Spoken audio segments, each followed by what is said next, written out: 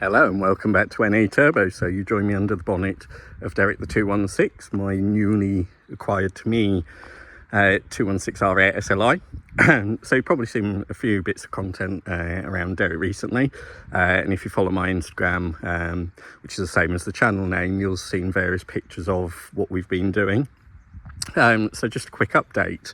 We have done, finally, after 2 weekends, the Cambelt on Derek. So I'll pop in some pictures probably above the video itself. But reason I wanted to do it was this car's got meticulous history, as we sort of discussed in his new member video.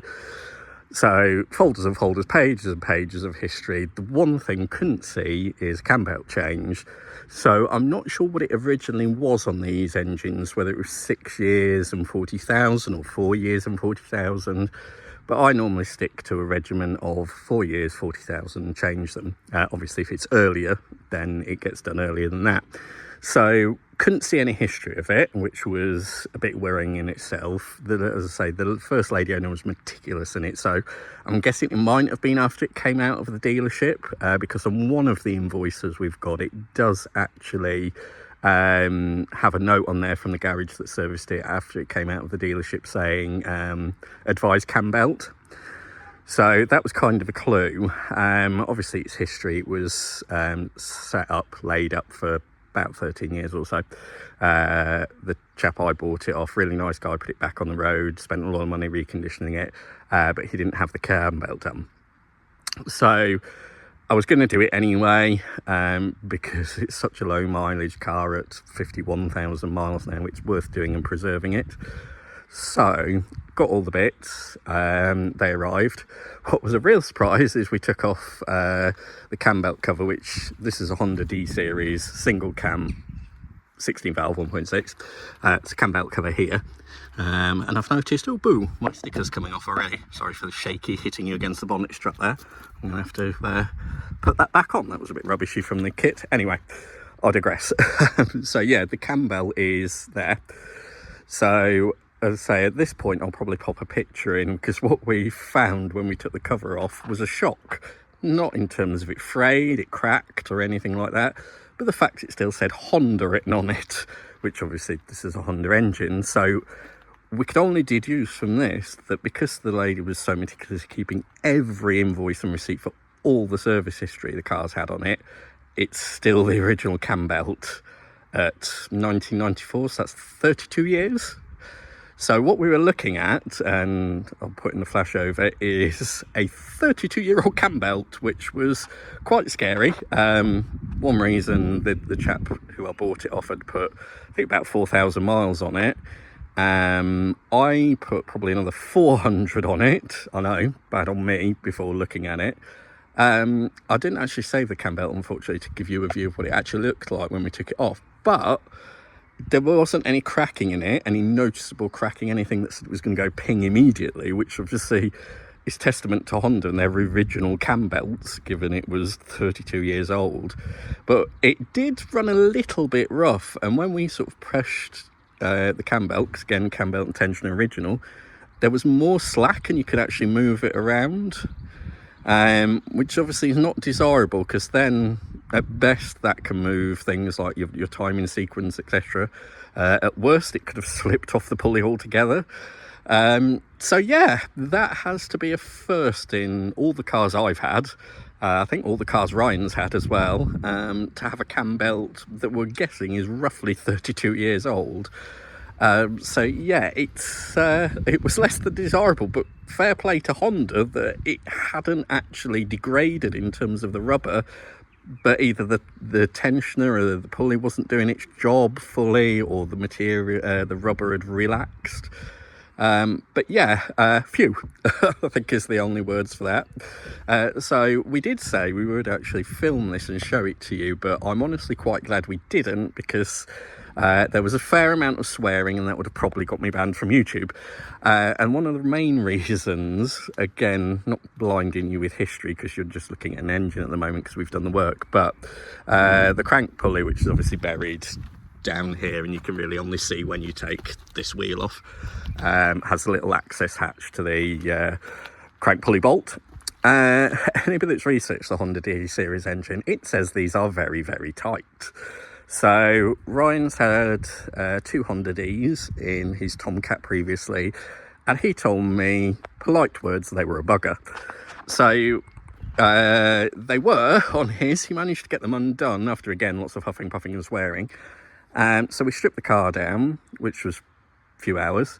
It then took us an estimated, I think, between 2 weekends, because it was over 2 weekends, 6 hours to get the crank pulley off, which is ridiculous. And there was sort of 2 reasons. Obviously, as it says, the Honda D is stupidly tight for some unbeknown reason that only Honda knew back in the day. But we tried, the suggestions are obviously locking the engine, which on Ryan's we managed to get it off, or he managed to get it off by doing that, putting it in a gear, etc., and then basically lunching on it. This is an auto, so even in park, it wasn't doing anything. So we bought in advance a very expensive at £40 delivered weighted socket, specifically that the forums, everything tell you to buy, to go on the impact wrench. So we had impact wrench, 2 full batteries, weighted sockets, went at it like anything out of anything, didn't even flinch it. So we then thought, okay, so next, not to be beaten, we brought out the fire. So we have a MAP gas bottle, brought out the MAP gas, got the bolt absolutely red hot, cooled it down with health and safety alert, don't do this, WD-40, cooled it down, impact wrench on it again, nothing. Repeated said thing a few times, a few more swear words, and then we were like, it's not coming undone. And you couldn't, we tried the brake bar on it, but that just turned the engine round. So we were sort of stuck at this point, and sort of our dad came and looked at it. And sometimes, because we'd spent like 3 hours on it, we even tried, because Ryan's a welder fabricator, we fabricated a sort of pin onto a metal bar to go into lock into the crank pulley, and then sort of stake it against the ground, and then swung on it, nothing. So our dad came round, we really looked at the problem, had a break from it, because we were all about to just set it on fire at this point. We managed to manufacture something that could go into the holes, again, a different style of frame this time. And then which actually sort of staked it against the ground more, and then launching on it with a breaker bar, a huge socket, and 2 of us pushing down on it, it finally went crack and undid. So that was 6 hours worth of struggling with 1 bolt. And I did mention the famous words that you should never mention when working on a car, it's going to be simple, because it wasn't. So that luckily came off. The rest of the strip and refit went fairly well, actually. There's a few things in the way, so because this one's got aircon, getting the power steering pump, which is here, back on was a bit of a bugger, because you're in this sort of space with all the air conditioning gubbins, and then below that you've got the alternator just peeking out down there, etc. And it's got an extra belt, obviously, because it has got aircon. So yeah, it took a bit getting it back together, but got it back together, and we obviously, before anybody mentions, yeah, we turned it over by hand first before we put it all back together, because obviously you should never just put it, so even though we'd marked and checked the timing marks and top dead center, etc., but we turned it over by hand anyway, just to make sure, and nothing clattered, which was great. And then we went for the start, and yeah, ran like it was a dream.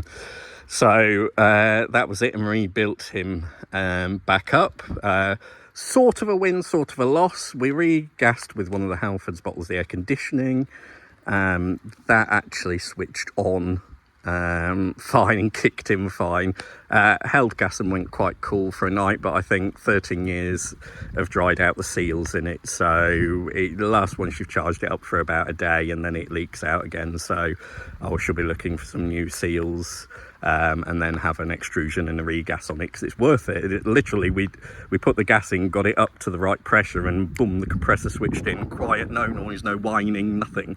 and went pretty much smooth. So that's a job for another day. But yes, as the weather turns and it starts chucking it down, I'll sign off at that point. So that was the pain in the bum that was a Cambelt on a D series 1.6. Yes, we could have also, just thinking about it, we did look and check. There is an access panel where you can take off, and then the Honda tool actually suggests